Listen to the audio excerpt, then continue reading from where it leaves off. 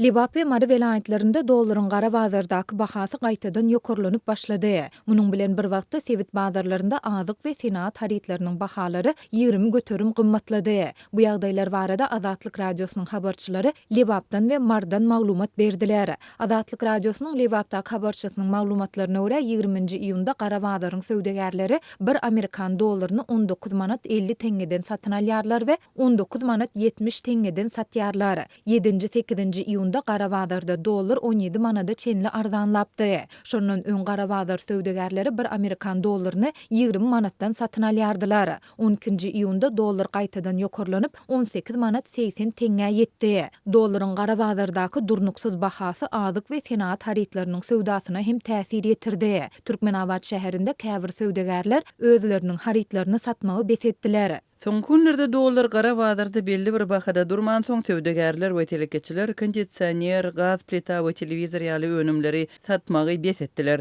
Olar dollaryň durnukly bir narhynyň saklanmagyna garaşýarlar. Sebäbi olar dollar ýene ýokurlansa onda maddi ziýan çekdiklerini aýdýarlar.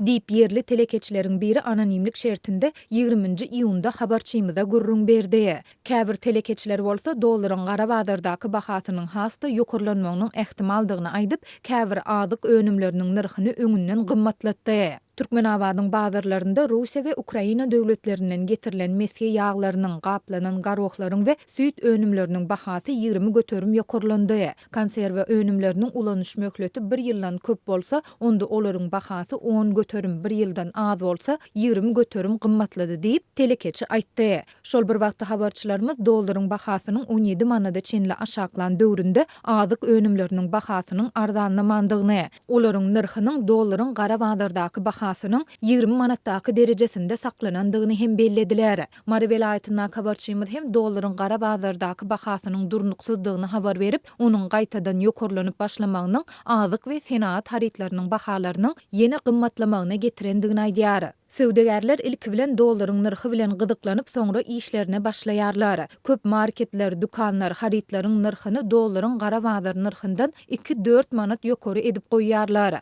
Olar muny gara bazarda dollaryň üýtgäp durmagy we ýene gymmatlamak ähtimallygy bilen düşündirýärler diýip marly ýaşaýjy anonimlik şertinde 20-nji iýunda beren maglumatynda aýtdy. Türkmenistanda 2016-njy ýylda daşary ýurt valutasynyň resmi alyş çalyş amallarynyň gadagyn edilmegi bilen ýurtda valutanyň gara bazary emele geldi. Häzirki wagtda gara bazarda dollaryň bahasy resmi kursdan 4-5 esse ýokary bolmagynda galýar. Türkmenistanyň Merkezi Banky manadyň dollara bolan gatnaşygyny 2015-nji ýylyň ýanwaryndan bäri üýtgöwsiz, ýagny 1 Amerikan dollarynyň bahasyny 3,5 manat derejesinde saklaýar. Şol bir wagtyň özünde gara bazarda valutanyň hümmeti wagtal üýtgäp durýar. Bu bolsa bahalaryň her gezek ýokurlanmagyna getirýär we ilatyň ýaşaýyş derejesine öz täsirini ýetirýär. Gymmatçylyk ozal hem ykdysady kynçylyklardan we döwlet dukanlarynaky azyk ýeter ýetmezçiliginden ejir çekýän köp maşgalany surnukdurýar diýip marly ýaşaýjy aýtdy. Türkmen häkimetleri ýurtda dowam edýän ykdysady kynçylyklaryň arasynda azyk we senat haritleriniň bahalarynyň gymmatlamagy,